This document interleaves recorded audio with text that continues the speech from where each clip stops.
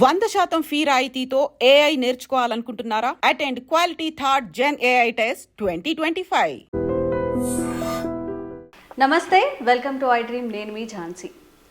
పేదవారు, మధ్యతరగతి కుటుంబాలు ఎక్కువగా ఉన్న మన భారతదేశంలో ఒక వ్యాపారం చేసి డబ్బులు సంపాదించవచ్చా? ఎలా అయితే మనం త్వరగా సెటిల్ అయ్యే అవకాశాలు ఉంటాయి? ఈ విషయం గురించి ఈరోజు మాట్లాడదాం. ప్రస్తుతం అంతా ఉన్నారు AMFI సర్టిఫైడ్ ఇంకా మ్యూచువల్ ఫండ్ డిస్ట్రిబ్యూటర్ బొనిగెల సాల్మన్ గారు. నమస్కారం అండి. నమస్తే అమ్మా ఝాన్సీ. సార్, ఒక మిడిల్ క్లాస్ ఫ్యామిలీని తీసుకుందాం. మన దగ్గర ఇండియాలో చాలా ఎక్కువ మంది చాలా కళ్ళు కంటూ ఉంటారు. పిల్లల చదువుల కోసం అని కానివ్వండి, ఆడపిల్లలు ఉంటే మ్యారేజెస్ కోసం కానివ్వండి, బ్యాంక్స్లో కానీ మ్యూచువల్ ఫండ్స్ పక్కన పెడితే బ్యాంక్స్లో ఫిక్స్డ్ డిపాజిట్ చేసుకోవడం, లేకపోతే ఎక్కడైనా అప్పుకి ఇవ్వడం, ఇలాంటివన్నీ చేస్తుంటారు. ఇలా కాకుండా ఏదైనా బిజినెస్ చేసి మనం తొందరగా సెటిల్ అవ్వచ్చా? లేకపోతే ఏ మార్గాలను మనం పాటిస్తే లైఫ్ హ్యాపీగా ఉంటుంది? మంచి క్వశ్చన్ అడిగావమ్మా ఝాన్సీ. ఇప్పుడు చూడండి అమ్మా, ఇప్పుడు మనం గత కొన్ని ఎపిసోడ్స్ నుంచి మన ఐ డ్రీమ్ ఛానల్ ద్వారా మధ్యతరగతి వారికి, పేదలకి, తర్వాత అబోవ్ మిడిల్ క్లాస్కి కూడా మనం ఏం చెప్తున్నామంటే సేవింగ్స్ బ్యాంకుల్లో, పోస్ట్ ఆఫీసులో, ఎండోమెంట్ పాలసీస్లో సేవింగ్స్ మాత్రమే వద్దు. సేవింగ్స్ని ఇన్వెస్ట్మెంట్ వైపు మళ్ళించండి, ఇన్వెస్ట్మెంట్ చేయండి. ట్రేడింగ్ వద్దు. ఇది మనం ఉద్యమంలాగా తీసుకెళ్తున్నాం. No savings, no trading, only investment. Investment అంటే ఒక ముందు చూపుతో కొంతకాలానికి ఇంత రిటర్న్ వస్తుందని ఎక్స్పెక్ట్ చేసి చేసేదాన్ని ఇన్వెస్ట్మెంట్ అంటారు. ఓకే. అయితే మనం ఏం చెప్తున్నామంటే బిజినెస్ చేసుకునే వాళ్ళు కావచ్చు, ఎంప్లాయీస్ కావచ్చు, మీరు ఒకసారి డబ్బు సంపాదించిన తర్వాత ఆ డబ్బు మీకోసం పనిచేయాలి. అలాంటి చోట ఇన్వెస్ట్ చేయండి అని చెప్తున్నాం. సో మీరు సెకండ్ ఇన్కమ్ జనరేట్ చేసుకోమని చెప్తున్నాం. సెకండ్ ఇన్కమ్ జనరేట్ చేసేటప్పుడు మీ ప్రజెన్స్ అక్కడ ఉండకూడదు. అంటే మీరు శారీరక శ్రమ పొందకూడదు. కేవలం మైండ్తోనే మీరు డబ్బులు సంపాదించేలాగా వైజ్గా ఇన్వెస్ట్ చేయమని చెప్తున్నాం. సో ఇప్పుడు మనం ఏం చెప్తున్నాం అంటేనమ్మా, మీరంటే ఇక్కడ ఉద్దేశం మన ప్రజలు, మిమ్మల్ని బేస్ చేసుకొని నేను ప్రజలకి సందేశం ఇస్తున్నాను. మీరు ఏ ఉద్యోగం చేయండి, ఎంత పేదవారన్నా కానివ్వండి, వాచ్మెన్ అవ్వచ్చు, ఆటో డ్రైవర్ అవ్వచ్చు, కూలీ అవ్వచ్చు, లేదా ఎవరైనా కావచ్చు, మీరు మీ డబ్బుతో మీరు సెకండ్ ఇన్కమ్ జనరేట్ చేయాలి. చదువు లేకపోవచ్చు, ఎనీ రిలీజియన్, ఎనీ క్యాస్ట్, ఏదైనా కావచ్చు, ప్రాంతం ఏదైనా కావచ్చు. సో దానికి మార్గాలు ఏం చెప్తున్నాం అంటే మీరు కంపెనీస్లో ఓనర్స్ అవ్వండి. కంపెనీస్లో ఓనర్స్ అయితే ఎప్పుడు కూడా ఓనర్షిప్కి ఏంటి, వచ్చిన లాభాలు సమానంగా పంచుకోవచ్చు. ఓనర్షిప్ ఒకవేళ నష్టాలు వస్తే కూడా నష్టపోతాం ఓనర్షిప్ అంటే. అదే ఎంప్లాయీ లాగా ఉంటే మనకి ఫిక్స్డ్ ఇన్కమ్ ఉంటుంది. ఎంప్లాయీ అయితే, ఓనర్షిప్ అయితే ఫిక్స్డ్ ఇన్కమ్ కాకుండా ఎక్కువ లాభాలు వచ్చినప్పుడు ఎక్కువ వచ్చే అవకాశం ఉంటుంది, నష్టం వచ్చినప్పుడు నష్టం వచ్చాం. అయితే ఇక్కడ కంపెనీస్ కూడా రెండు రకాల కంపెనీస్ ఉంటాయమ్మా. ఒకటి ప్రైవేట్ లిమిటెడ్ కంపెనీస్, రెండు పబ్లిక్ లిమిటెడ్ కంపెనీస్. ఇప్పుడు ప్రైవేట్ లిమిటెడ్ కంపెనీస్ అంటే ఏమిటి? ఏవైనా మనకి ఎంటర్‌ప్రెన్యూర్స్ కానివ్వండి, లేకపోతే డేటా ఎంట్రీస్ కానివ్వండి, ఇట్లా ఛానల్స్ కానివ్వండి. ఇప్పుడు చూడండి అమ్మా, మనం ఉన్న వీధిలో కానీ, మనం ఉన్న చుట్టుపక్కల కానీ హోటల్స్ ఉంటాయి, బాగా టేస్ట్ ఉండే హోటల్స్. మీరు ఒక హోటల్లో ఆతిథ్యం స్వీకరించారు. ఆ హోటల్లో ఫుడ్ కానీ, ఆ హోటల్లో మర్యాదలు కానీ సూపర్ ఉన్నాయి, మీకు నచ్చాయి.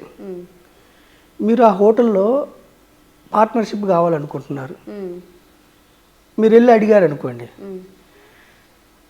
ప్రైవేట్ లిమిటెడ్ కంపెనీస్లో ఎవరికి పార్ట్నర్షిప్ ఇవ్వరు, తీసుకోరు వాళ్ళు అసలు. ఆల్రెడీ ప్రైవేట్ లిమిటెడ్ కంపెనీస్ అంటే ఆ ఓనరు, వాళ్ళ కుటుంబం, వాళ్ళ బంధువులు ఉంటారు. అంటే కొద్ది మంది వాళ్ళతో పార్ట్నర్షిప్ ఉండేదని ప్రైవేట్ లిమిటెడ్ కంపెనీస్ అంటే. మీరు హాస్పిటల్కి వెళ్ళారు, బాగుంది హాస్పిటల్, గుడ్ నేమ్ వచ్చింది, మనకి పార్ట్నర్షిప్, ప్రజలకి పార్ట్నర్షిప్ ఎవరు అనుకోండి, దాన్ని ప్రైవేట్ లిమిటెడ్ కంపెనీస్ అంటారు.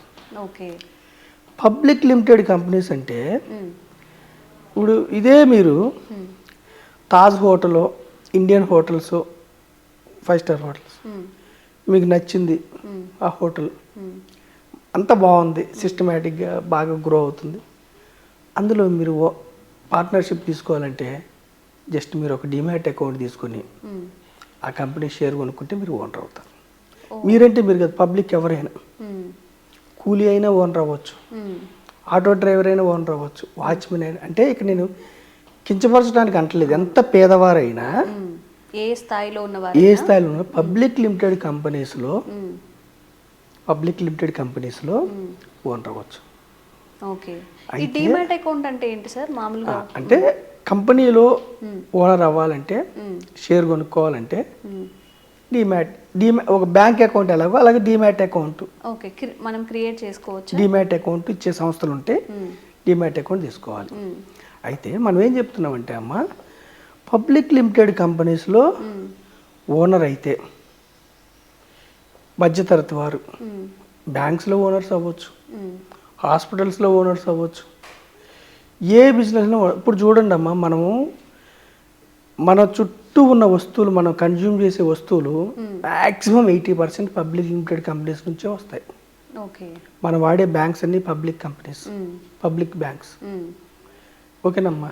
మనం పొద్దున్న లేస్తే వెలిగించే గ్యాస్ దగ్గర నుంచి, వాడే వస్తువుల దగ్గర నుంచి, హిందుస్థాన్ యూనిలివర్ కానీ, ఫ్రిడ్జ్ కానీ, ఫ్యాన్ కానీ, రిఫ్రిజిరేటర్లు కానీ, ప్రతి వస్తువు public limited. 80% 90% public limited companies. మనం చేసే మిస్టేక్ ఏమిటంటే, మన భారతదేశంలో మన పేద ప్రజలు కానీ మధ్యతరగతి వారు చేసే మిస్టేక్ ఏమిటంటే, ఎంప్లాయీగా ఉండటానికి మాత్రమే ఇష్టపడుతున్నారు. ఎంప్లాయీగా ఉంటే లిమిటెడ్ ఇన్కమ్, లేదంటే బిజినెస్ చేస్తున్నారు, ఒక హోటల్ పెట్టారు, ఒక ఎనీ హోటల్, లేదంటే ఎనీ బిజినెస్, కూరగాయల వ్యాపారం ఏదైనా కావచ్చు, లిమిటెడ్ ఇన్కమ్. దాన్ని వైజ్గా ఇన్వెస్ట్ చేస్తే, తెలివిగా ఇన్వెస్ట్ చేస్తే, అంటే కంపెనీస్లో ఓనర్స్ అయితే, పబ్లిక్ లిమిటెడ్ కంపెనీస్లో ఓనర్స్ అయితే, మీరు ఈ కంపెనీ యొక్క గ్రోత్ని బట్టి ఈ కంపెనీస్కి లాభాలు వస్తుంటే మీకు కంపెనీలు డివిడెండ్స్ ఇస్తాయి, లాభాలు పంచుతాయి. ఓకేనమ్మా. తర్వాత క్యాపిటల్ గెయిన్ అంటే షేర్ వాల్యూ పెరుగుతూ ఉంటుంది. సో మనం ఏం చెప్తున్నాం అంటే, పబ్లిక్ లిమిటెడ్లో ఓనర్షిప్ తీసుకోవడానికి పేదవారు మధ్యతరగతి వారు ప్రయత్నించండి. ఓకేనమ్మా. అయితే ఇక్కడ లిమిటెడ్ అంటానికి అర్థం ఏమిటి?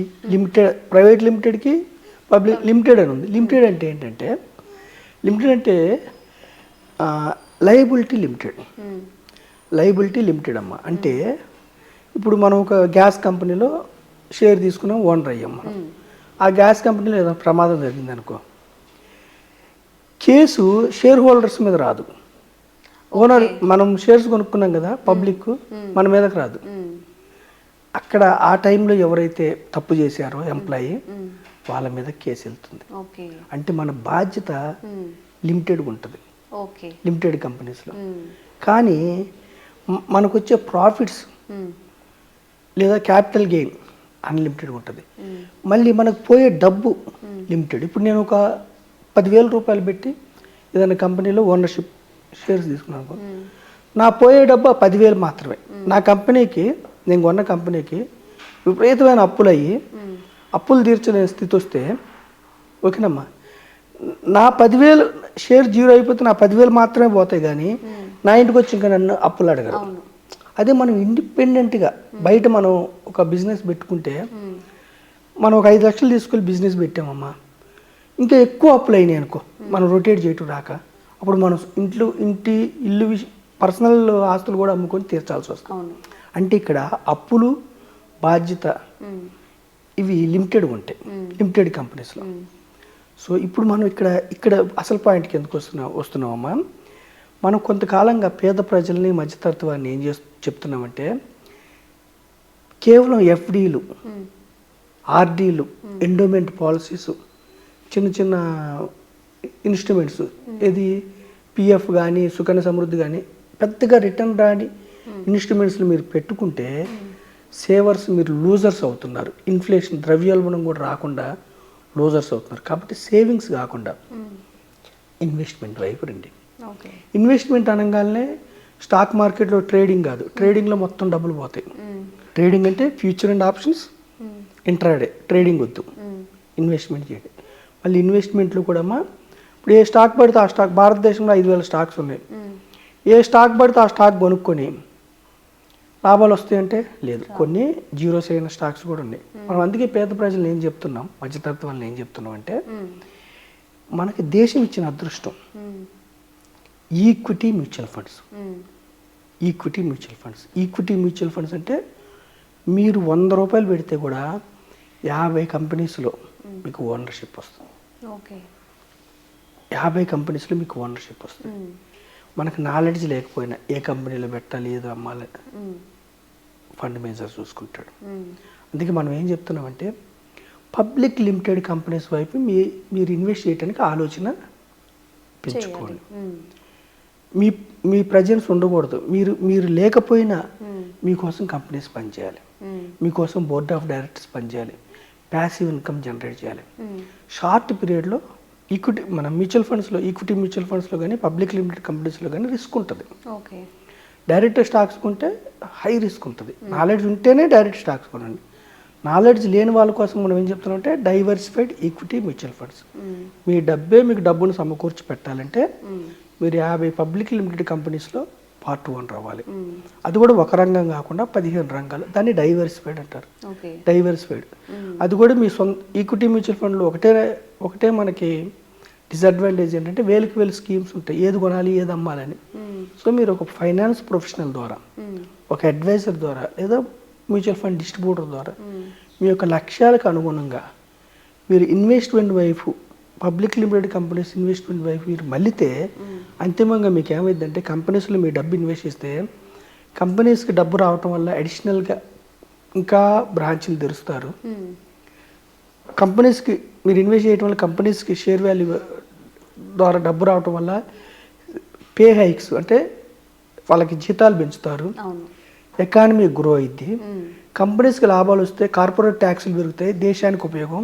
ఎప్పుడైతే దేశానికి డబ్బు వస్తుందో వాళ్ళు మళ్ళీ స్పెండ్ చేస్తారు రోడ్ల మీద, సంక్షేమం మీద, ఎకానమీ గ్రో అయింది, అంతిమంగా మీరు గ్రో అవుతారు.